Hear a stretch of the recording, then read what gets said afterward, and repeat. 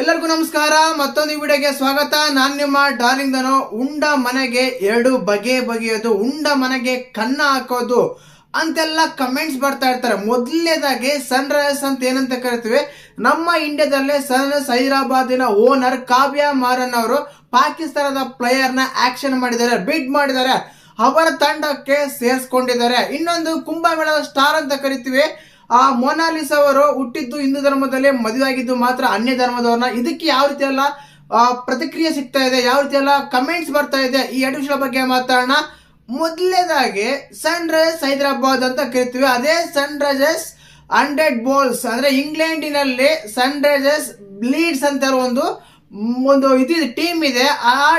ಇಲ್ಲಿ ಯಾವ ರೀತಿ ಆದ್ರೆ ಬಿಡ್ ಮಾಡ್ತಾವ್ರು, ಇಲ್ಲಿ ಯಾವ ರೀತಿ ಆದ ಮ್ಯಾಚ್ ನಡೆಸ್ತಾರೋ ಅದೇ ರೀತಿಯಾಗಿ ECB ಇಂಗ್ಲೆಂಡ್ ಕ್ರಿಕೆಟ್ ಬೋರ್ಡ್ ಅಂತ ಕರಿತೀವಿ, ಅಲ್ಲಿ 100 ಬಾಲ್ಸ್ ಅಂತ ಒಂದು ಟೂರ್ನಮೆಂಟ್ ನಡೆಸ್ತಾರೆ. ನಾವು IPL ಯಾವ ರೀತಿ ನಡೆಸ್ತೋ ಆ ರೀತಿಯಾಗಿ ಆ ಒಂದು ಸನ್ ರೈಸರ್ಸ್ ಲೀಡ್ಸ್ ಅಲ್ಲಿ ನಮ್ಮ ಸನ್ ರೈಸರ್ಸ್ ಹೈದರಾಬಾದ್ ಏನಂತ ಕರಿತೀವಿ, ಅದೇ ರೀತಿ ಸನ್ ರೈಸರ್ಸ್ ಲೀಡ್ಸ್ ಅಂತ ಇದೆ.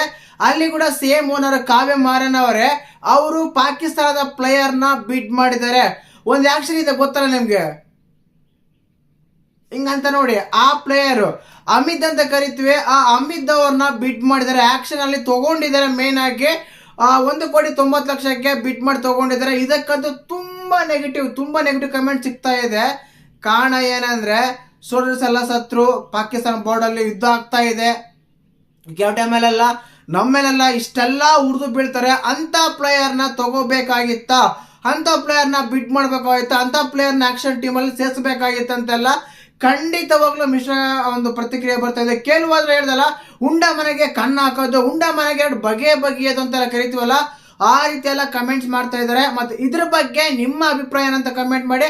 ಖಂಡಿತವ್ರು ನನ್ನನ್ನು ಕೇಳಿದ್ರೆ ಅವಶ್ಯಕತೆ ಇರಲಿಲ್ಲ ಅಂತ ಅನ್ಸುತ್ತೆ.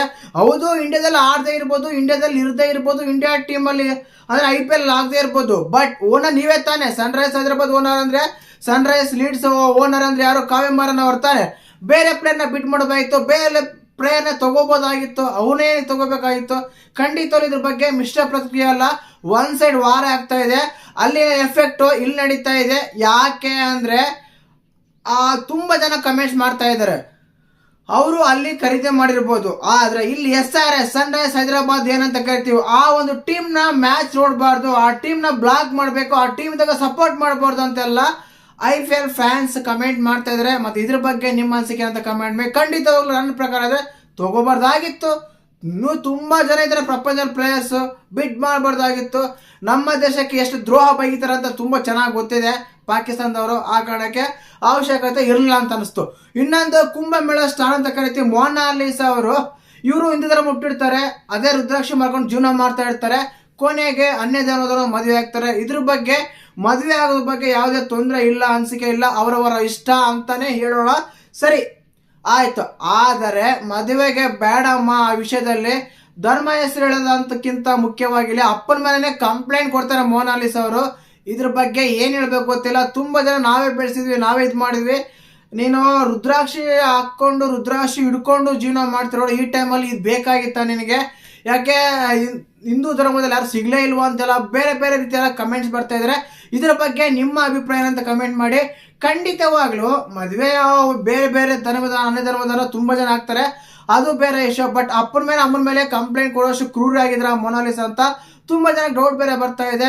ಈಗ ಅಪ್ಪನ ಮೇಲೆ ಕಂಪ್ಲೇಂಟ್ ಕೊಟ್ಟಾದ್ಮೇಲೆ ಮದುವೆ ಆದ್ಮೇಲೆ ಆ ಧರ್ಮದಲ್ಲಿ ನಾನೇನು ಆ ಧರ್ಮಕ್ಕೆ ಕನ್ವರ್ಟ್ ಆಗಿಲ್ಲ, ಆ ಧರ್ಮದಲ್ಲಿ ಇಲ್ಲ, ನನ್ನಿಷ್ಟ, ನಾನು ಮೇಜರು, ನಾನೇ ಇದು ಮಾಡ್ತೀನಿ, ನಾನು ಕನ್ವರ್ಟ್ ಆಗಿಲ್ಲ, ಕನ್ವರ್ಟ್ ಆಗೋದೂ ಇಲ್ಲ ಅಂತೆಲ್ಲ ಹೇಳ್ತಾ ಇದ್ದಾರೆ. ಬಟ್ ನಿಮ್ಮ ಅಭಿಪ್ರಾಯ ಇದ್ರ ಬಗ್ಗೆ ಅಂತ ಕಮೆಂಟ್ ಮಾಡಿ.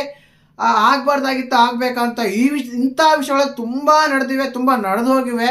ಆದ್ರೂ ಕೂಡ ಮತ್ತೆ ಇಂಥ ನಿರ್ಧಾರ ತಗೊಂತಾರಂದ್ರೆ ಅವರ ಧೈರ್ಯಕ್ಕೆ ಒಂದು ಹ್ಯಾಂಡ್ಸಪ್ ಅಂತ ಹೇಳ್ಬೋದು. ಖಂಡಿತವಾಗ್ಲು ಇದ್ರ ಬಗ್ಗೆ ನಿಮ್ಮ ಅಭಿಪ್ರಾಯ ತಿಳಿಸಿ. ತುಂಬಾ ಮಿಶ್ರ ಒಂದು ಪ್ರಕ್ರಿಯೆ ಸಿಗ್ತಾ ಇದೆ. ಇದ್ರ ಬಗ್ಗೆ ನಿಮ್ಮ ಅಭಿಪ್ರಾಯಗಳನ್ನ ಕಮೆಂಟ್ ಮಾಡಿ.